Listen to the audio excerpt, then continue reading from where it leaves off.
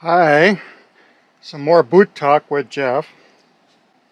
Somebody asked me about boot break-in.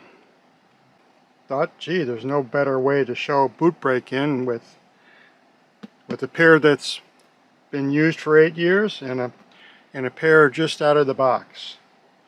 Okay, these are the exact same boots. These are brand new, and these are used and broken in. First thing you'll notice, even though these are the same boots, these look crumpled, and these are nice and smooth with no wrinkles. The wrinkles are part of the break-in process. This is the new unbroken in boot. This is the broken in boot.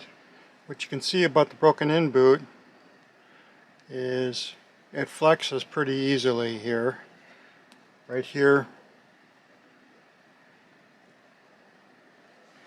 Okay. On the new boot, even though I'm applying twice as much force, it does not flex. Okay, so part of the breaking in process is to get the sole and the leather to flex like this. Okay. The other part of breaking in boots is you can see on this new boot there's no wrinkles in this area here. On the broken in boot we got some wrinkles in the leather here, and that's because of the natural movement of the foot forward. See, when you move your foot forward on your toe, it causes these creases in the leather. These are new super sole boots. Okay. What's interesting to note about these Red Wing boots is there's a metal plate that goes from about here to about here in these boots. Okay, so these are brand new. These are 8 years old. Same boot, same sole. Okay, but if you can see where the flex is, okay, if you can make out the flexing point right here, well, right in this area is a metal plate or a steel shank. Okay, so this part of the boot right here, it's not going to bend. There's a piece of steel here. Of course, these are also steel toe boots, but the break-in happens up here beyond the steel. So this is a new boot. No flexing here, even though I try real hard, no flexing. And the leather upper does not flex forward. So breaking in the boot is all about giving the sole, right about here, the ability to flex, and the leather ability to flex. And it's the same leather. This leather is not hard, it's soft, but it's not been broken in, so it doesn't have the movement. So toe's not going to move. This area of the boot is not going to flex. Okay, well, when we break it in, we want to get the boot to flex right about this point here. Okay. So the real question is, how do you get from new to broken in without killing your feet? There's a couple of answers to that. Okay, obviously the only real way to get them broken in is by wearing them. But when you wear them, okay, and how you wear them when they're brand new is important without killing your feet. Okay, the first thing to note is these boots, if you can see,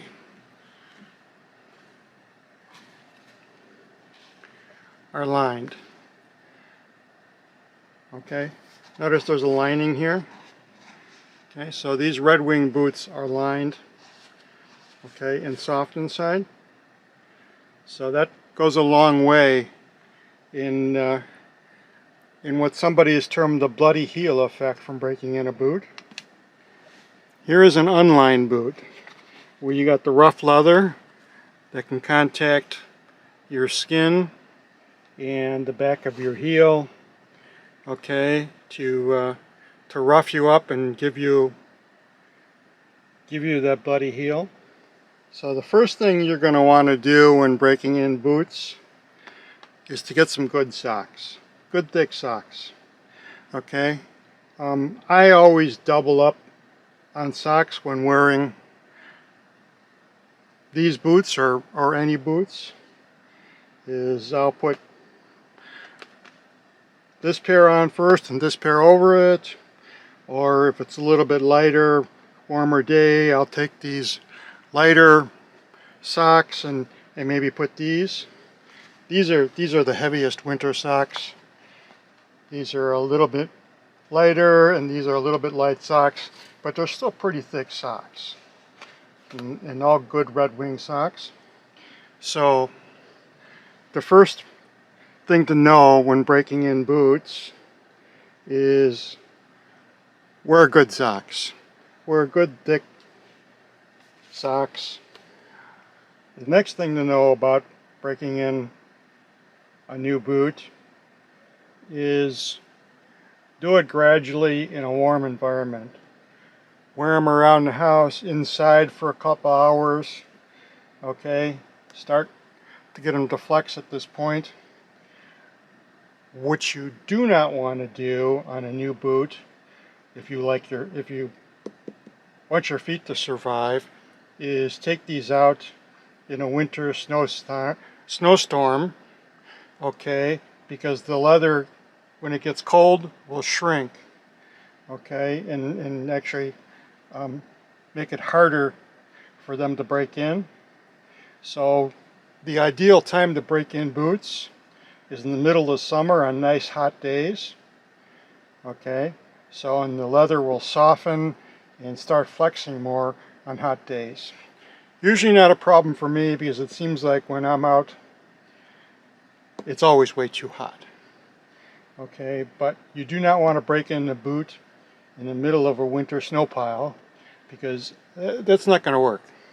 So the next thing to know about getting a good broken in boot is the warmth of your foot, your body, will help the leather heat up and flex. So if you believe in the term hot foot or warm foot, that'll actually help the boot leather flex and break in. So you don't want cold feet. So since these are the same boot, these are both the Red Wing Super Sole 2.0 boots. Okay, you can see the broken in one is a bit worn, you know, right here and here, and this hasn't been worn in, but that really has nothing to do with getting the boots to properly break in and fit your feet. What the most important thing is getting the right size boot for your foot. Okay, getting the right width and length is very important because these soles aren't going to stretch. Okay, they're not going to change size. Okay, so if you got the wrong size boot or the wrong size sole, forget it. They're never going to stretch or expand out. So making sure you buy the right size boot is very important. So the tips are to break in a new boot to this is do it gradually. Start inside your home in a warm temperature. Okay, don't take it outside right away. Okay, wear some thick socks. Okay, and work the boot for a little bit. And just wear this boot for a couple hours. Try to flex it. Okay. What you don't want to do is take a new pair of boots out for a 10-hour hike. Okay, you can, but your feet may not like you afterwards. Okay, these Red Wing boots, since they're insulated, okay, and if you're wearing thick socks, you're not going to get a bloody stump or a bloody heel or rough toes or anything like that from them. But it's just better to work the whole break-in process a little gradual. So here we are. These are the new boots, not broken in, not worn yet. These boots are well broken in, well worn. They got about 8 years of use on them. Okay. You can see they don't look too bad for 8 years of use. Okay, and these boots are very comfortable. Okay, they fit my feet wonderfully. I don't think about them when I'm wearing them. They just go on and they don't cause me any pain. Okay, and they're a very well-fitting boot. These boots, brand new, will get to that point.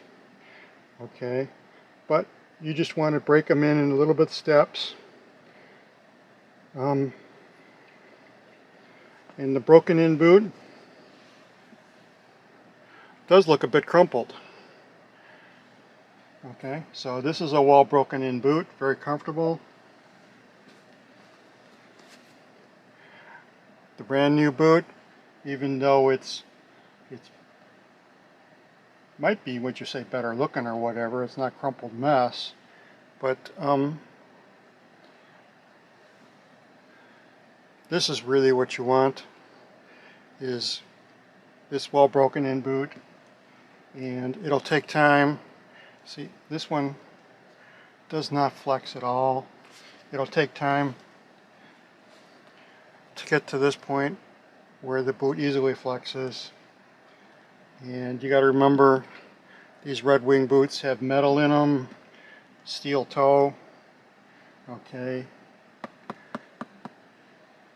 pretty tough to do anything back here.